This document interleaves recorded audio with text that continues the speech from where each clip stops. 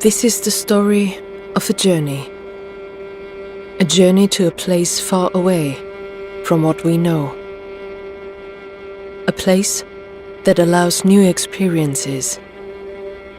A place that has never before been flown with a paraglider.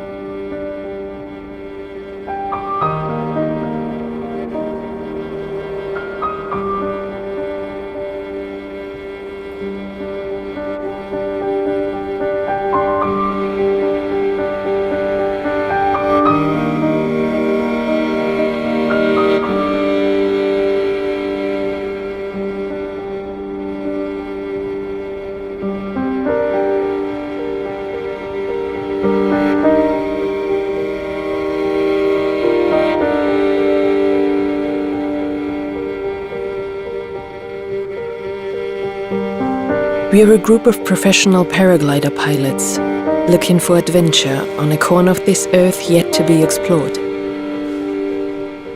A place without maps or weather forecasts. A place that would bring out the pioneer in us. A place that reduces paragliding to what it once was.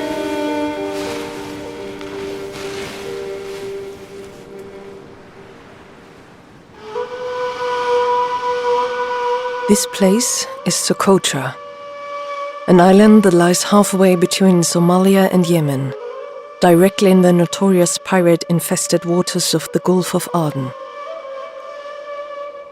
It is most definitely an island that time forgot, an island known to the few who have been there as the Galapagos of the Indian Ocean.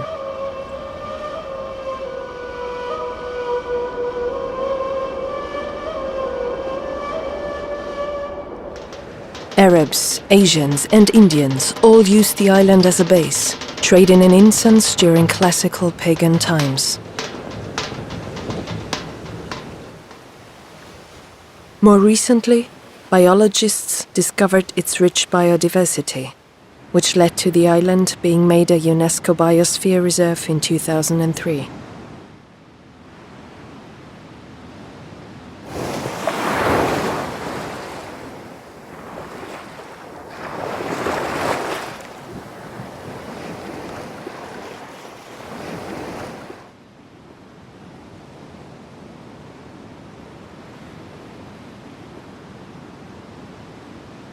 Socotra derives its name not from the Greeks, as once thought, but from the old Indian Sanskrit meaning the island of bliss.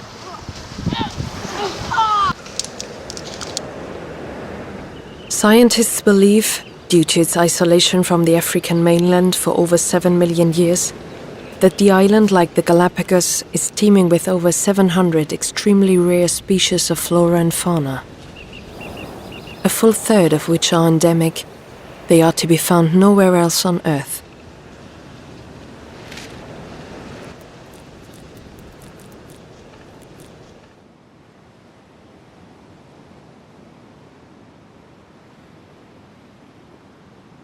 The island's history is riddled with myth and legend. Marco Polo reports tales of island magicians with the power to influence the weather, creating storms and sinking ships.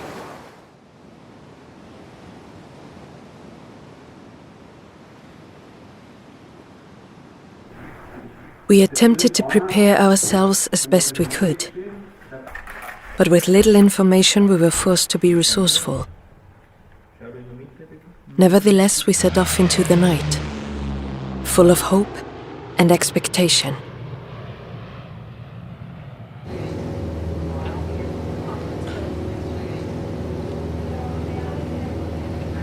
After our arrival on the mainland in Yemen, civil unrest led to the cancellation of the only onward plane to Socotra, leaving us stranded for 2 days without plan or agenda. Sun, sea, and endless white sand. Our obvious conclusion was to go flying.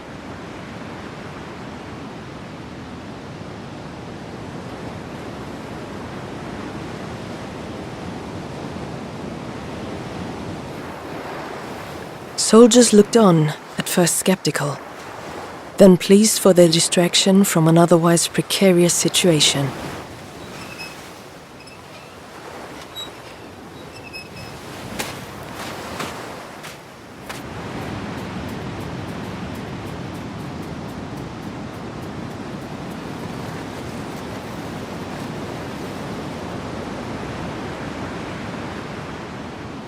We played endlessly, and as the sun dropped over the horizon for the last time, we felt just a little more prepared for this island, which was to be as enchanting as it was alien.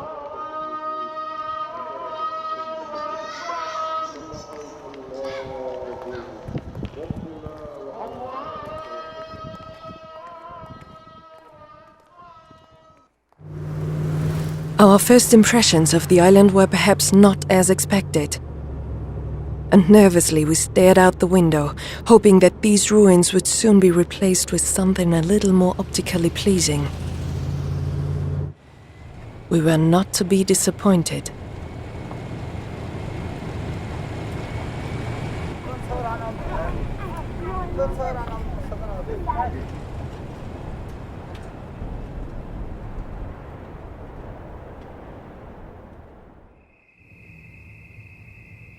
The nights were often as beautiful as the days, and we could have laid there for all eternity, watching time pass, dreaming with open eyes of the ever-nearing adventure of the next day.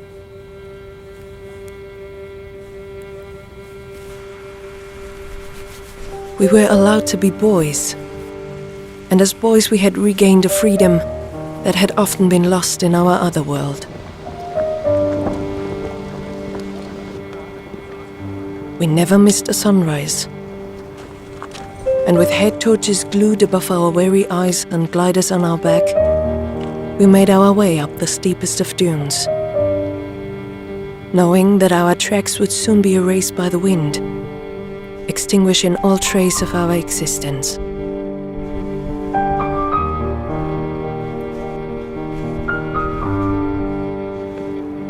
We were completely alone in this wildest of places as the sun came over the horizon.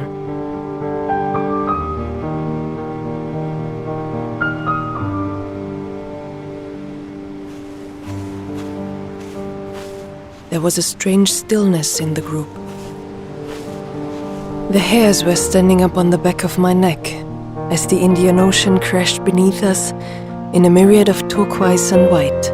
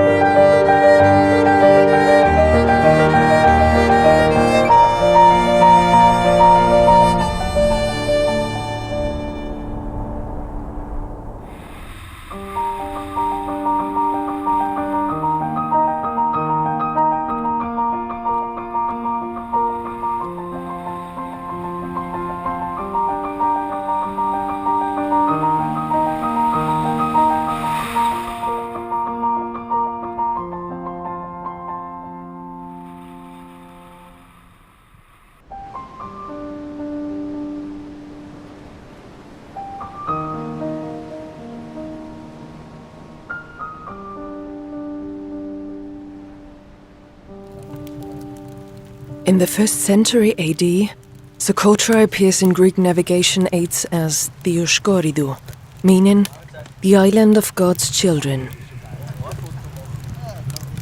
Romans, Greeks, Arabs, English, the Portuguese, even the Russians wanted to own, occupy and rule this small piece of earth. We sat for hours in the warm glow of the fire, listening to our guides share stories and legends from long forgotten times. But what were our experiences worth if we were not able to share them? We wanted to show them their home in a way that they had never seen it before. We wanted them to understand the origin of our smiles as we land back on the beach each evening.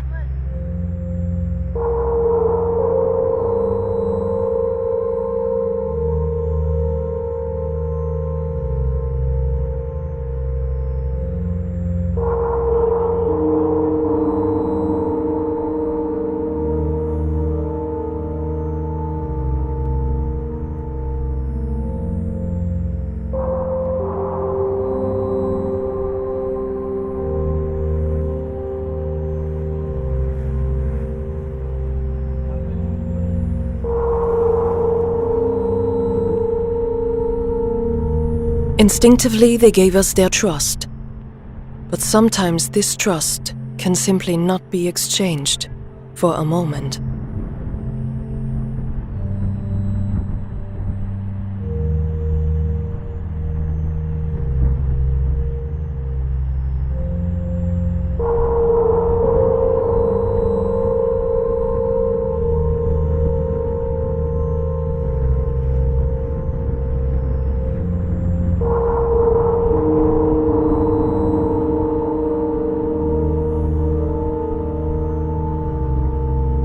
For one with the endless confidence that only comes with youth, it was a warning.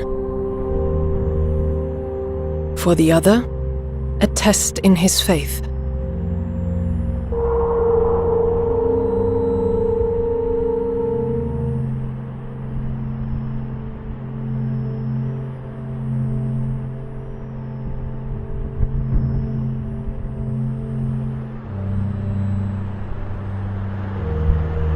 For most of us, it would be time to pack up and call it a day. But there are some that train incessantly for these moments, fanatically waiting for the challenge that will somehow test their abilities. These are the moments that push the very boundaries of what's possible within our sport.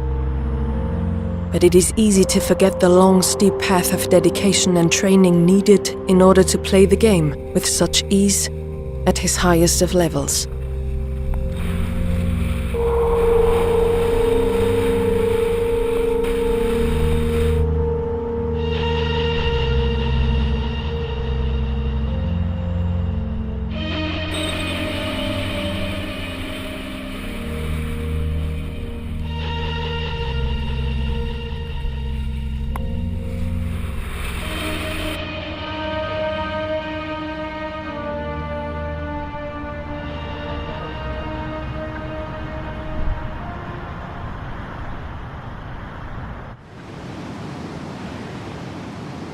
To venture out into this remote part of the ocean also requires concentration and discipline.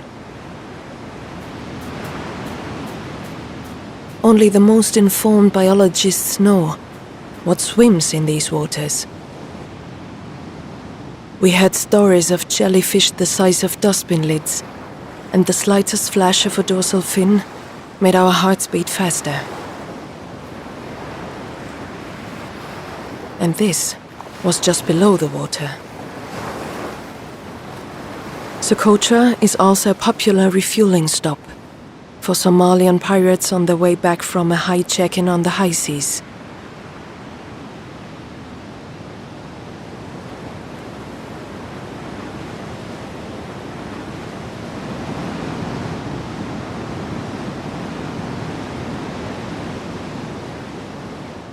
Used to no more than the odd fishing boat, the children couldn't believe their eyes as they watched the kite dance across the water.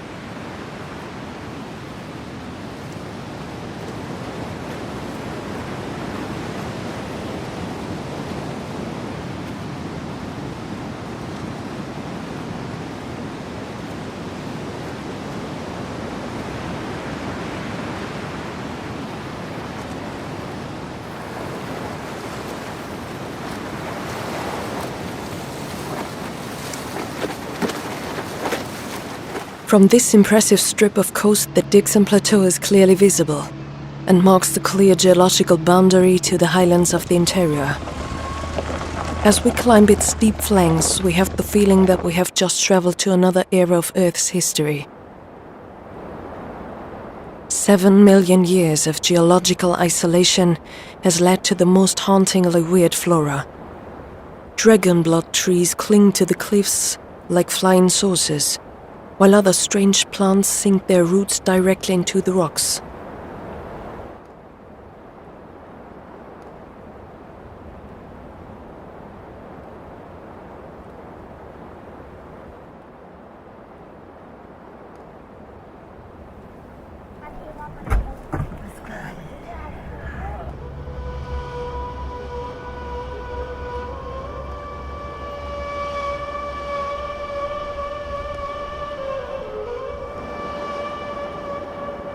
A main part of the population living here are semi-nomadic pastoralists, living from goats, camel breeding, and date palm cultivation.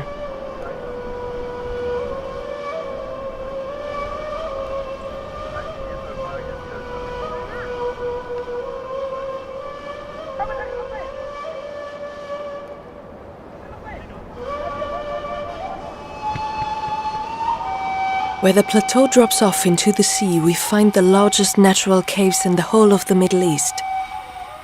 Some are known to have a depth of over 7 kilometers. From the air, we could see clearly a way into one of the bigger openings.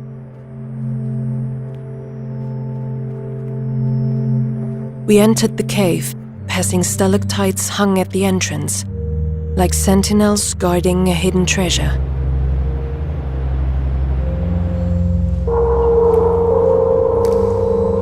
We were soon to witness a beauty within the darkness that few could have imagined.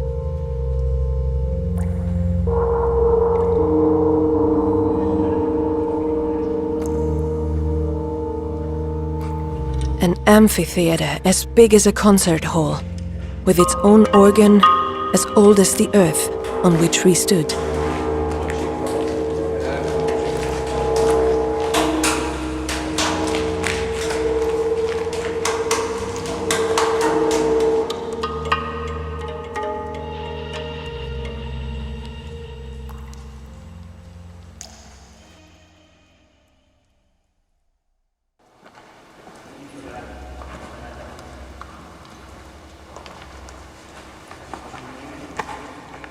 We were to leave this place in a way that we had not entered.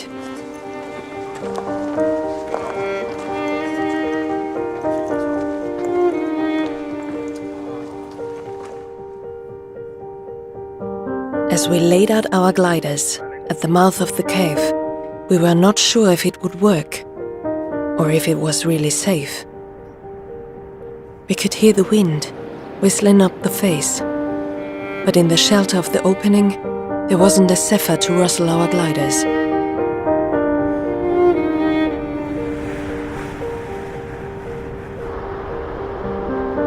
Just a few steps, and we would leave the darkness behind. And as our eyes adjusted to the light, we knew once again we were exactly where we wanted to be.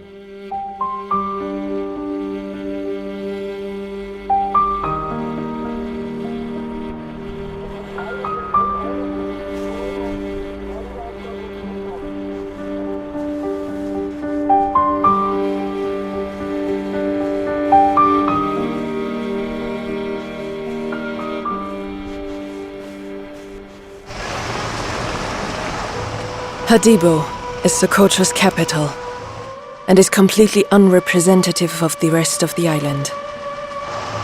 The partly paved dirt roads are not more than a dumping ground for rubbish.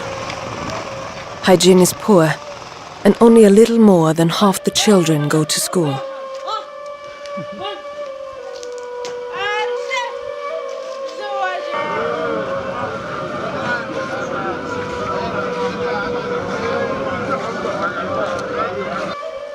The houses are of simple stone build and are in a distinct state of disrepair.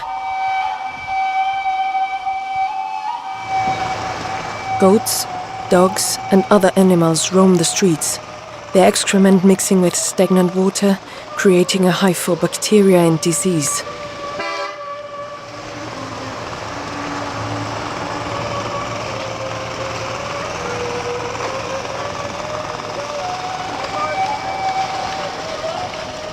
In the small markets which line the streets, locals offer their produce, like they have since ancient times.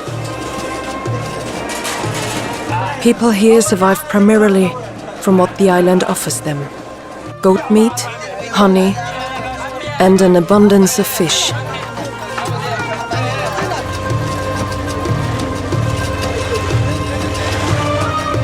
With the hum of the outboard in our ears, we pushed out further and further into open water. Our guides assured us that we were not in danger. But as they attentively checked the horizon for boats, an atmosphere of uncertainty was plainly evident amongst the group.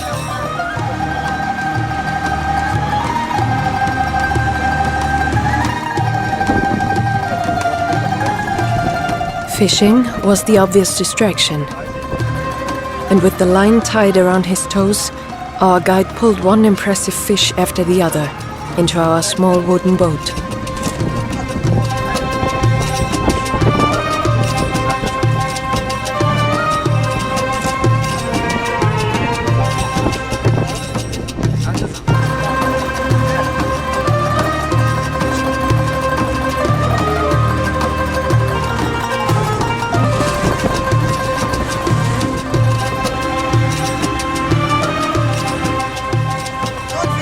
For the locals, dolphins are a sign of good luck, and they would often accompany us alongside our boat, playing in the wake.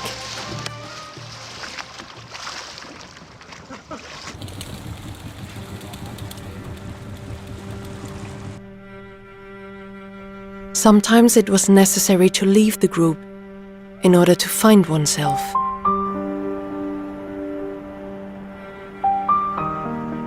Not to be lonely, but alone.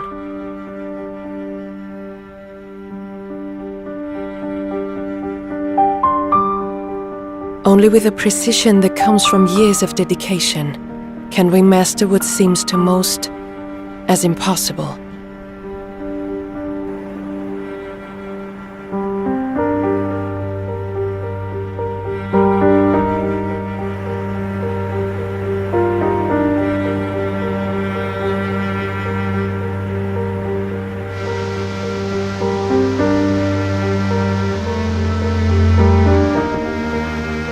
It would have nearly been an offense to not leave our gliders for some hours to immerse ourselves in this other, extraordinary element that surrounds the island.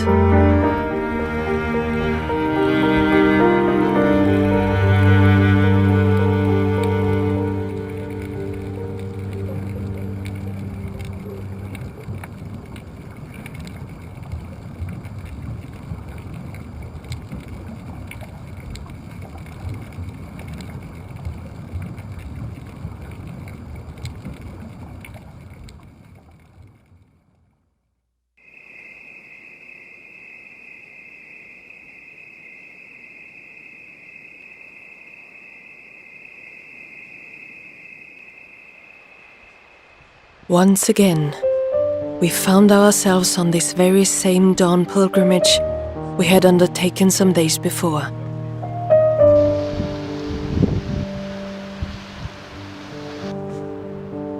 Our plan was to use both wind and rise and thermal air to carry us to new heights, Heights that would allow us a glimpse over the great ridge, which had until now acted like a curtain, shielding us from what lay beyond.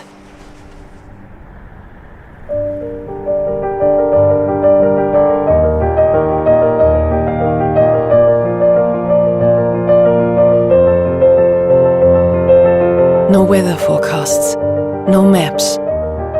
No one telling you how it is or how it will be. Just friends looking out for one another, following their hearts while feeding their souls.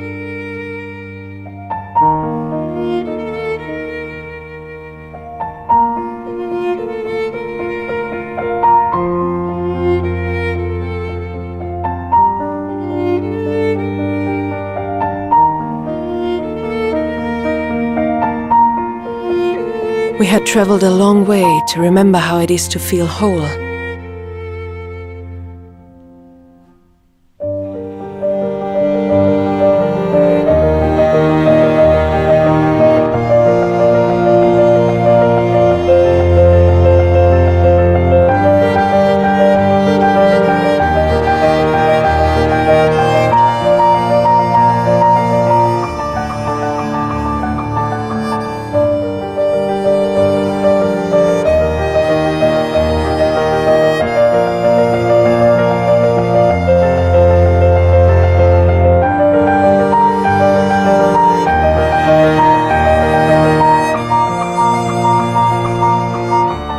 Ever so gently, the air carried us higher and higher.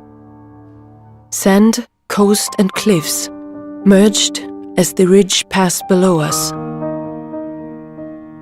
As we reached 1,000 meters, the island opened up in front of us. On one side, the massive expanse of the Indian Ocean.